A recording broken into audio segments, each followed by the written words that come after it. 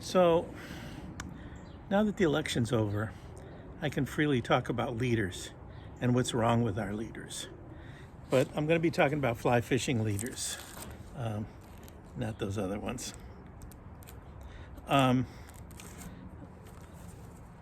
Everything you know is wrong about leaders. I teach this stuff all the time, and I know when the words are coming out of my mouth, I am not telling the truth. So the first thing we teach about leaders is it all has to do with hook size. And all this is based on is dry fly fishing. And it all comes from way back. And first of all, let's talk about the point of a leader. Basically, the leader goes on the end of your fly line. If you have ever tried to cast with your fly line without a leader on the end, you'll find that your line will snap and it'll just like crash into the ground, do all kinds of weird stuff. What the point of the leader is to basically continue your fly line, start the same stiffness, notice I didn't say thickness, same stiffness as the end of your fly line to something smaller at the end. It's to distribute the power evenly down to the end of the fly or into your fly line. So it's all about transferring the power from the end of your fly line. All leaders, when you buy like pre-made leaders, all have about the same thickness at the end, the same stiffness at the end. There's actually a thickness, but it correlates directly with stiffness. So it's about the same stiffness as your fly line. And then it tapers and gets smaller and smaller, or if you build your own, you use smaller and smaller line. Okay, that's the easy part. This part right against your fly line is the easy part. Now the rest of it gets a little trickier. I teach a thing, and in any fly tying book or class, you're going to learn the rule of 3. And it basically says your hook size divided by 3 is equal to your leader size. Should be the end of your leader, your tippet, okay? And when you buy a leader and it says 4X leader, you're not talking about the thick part of the leader, you're talking about the very end, the tip. So supposedly when you have a size 2, 3, you never have a 3 hook, 2 or 4 hook, you should be using 1X leader, 5, 6, 7, 2X, 8, 9, 10, so an 8 hook or a 10 hook, 3X leader, 12X hook, 4X leader, and a 14 or 16, a 2X leader, okay? That's pretty much standard if you're doing dry fly fishing. Now the problem comes with all of the different ways that we fish nowadays.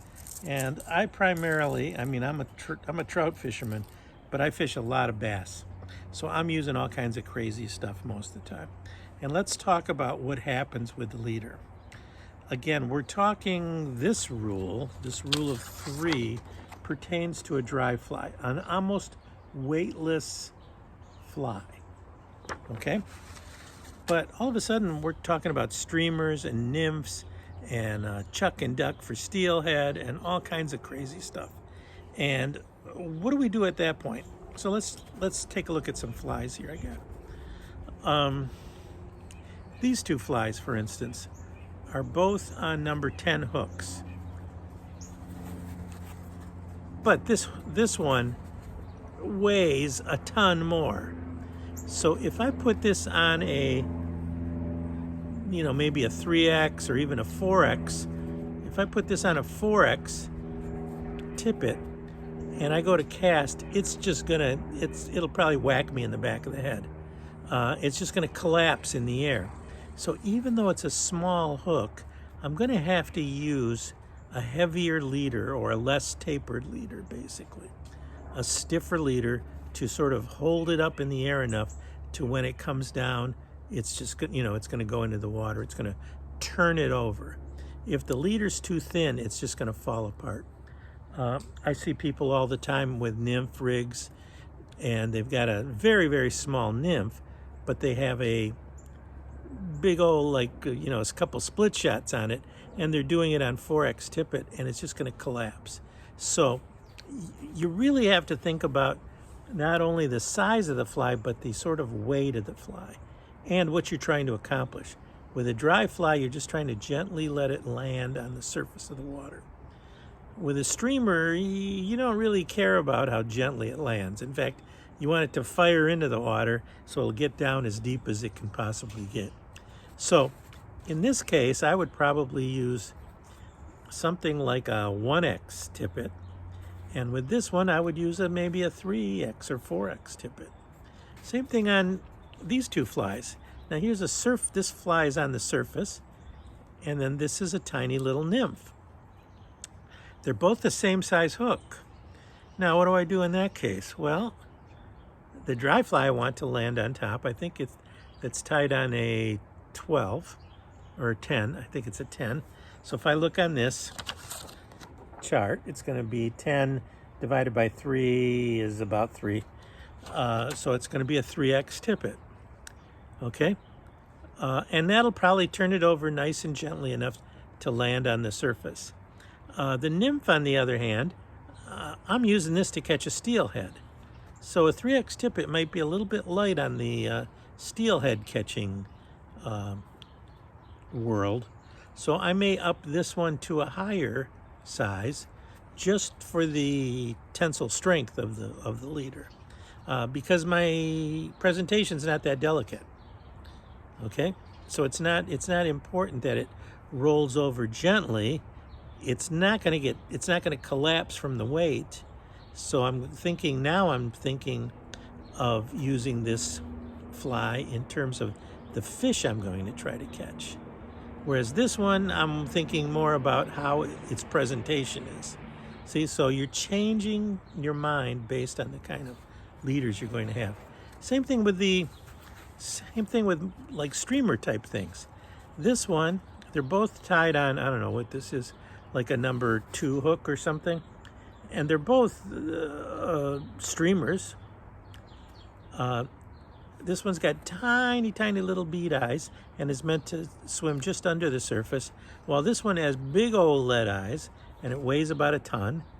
And if I cast this with a light leader, it would just bang around. It would be all over the place. So again, I'm going to want to use a heavier leader with this fly and a lighter leader with this fly. Okay? And so I'm thinking of a couple different things when I'm thinking about leaders. I'm thinking about, 1, will it turn over the fly? 2, how heavy is the fly and how thick of a leader am I going to need to turn it over? 3, I'm going to think about presentation. Does it need to land gently? Or is it okay if it just goes whack and then just gets underwater and then you're going to drift it across the stream? So at that point, the delivery part doesn't matter at all. And 4, I'm going to think about, or I don't know, maybe 5, I don't know where I am at this point. The next one is, how big of a fish am I trying to catch? Is it going to be a big fish or a little fish? So there's a bunch of different things that you have to consider when you're thinking about putting leaders together. So when we look at these leaders, again, when we look at them, I'm going to open this one up. The part that connects to this is a 9-foot 4X, and the thick part that connects to, if I can see it, the part that connects to your fly line is typically very thick and very stiff. And the idea here is this is approximately, especially when you bend it over, it's approximately the same flexibility as your fly line. So about half of your fly line, or at least the first third of it, is pretty stiff. The idea is that it's gradually moving from that thick fly line to something thinner. And then it's the last 2/3 that start to determine all this other stuff about flipping the fly over. Okay, so that's one of the things when you're considering your leaders. There's a bunch of other tricks. I think I have a video about Mike's leader trick, and it's where I primarily just use a 3x leader, and then I adjust the either take away stuff or add more tippet to the end of it to control what exactly I'm doing. Okay, so that's my take on leaders. Okay, and I hope those leaders will do better than most any other leaders we have. All right, we'll see you. Bye.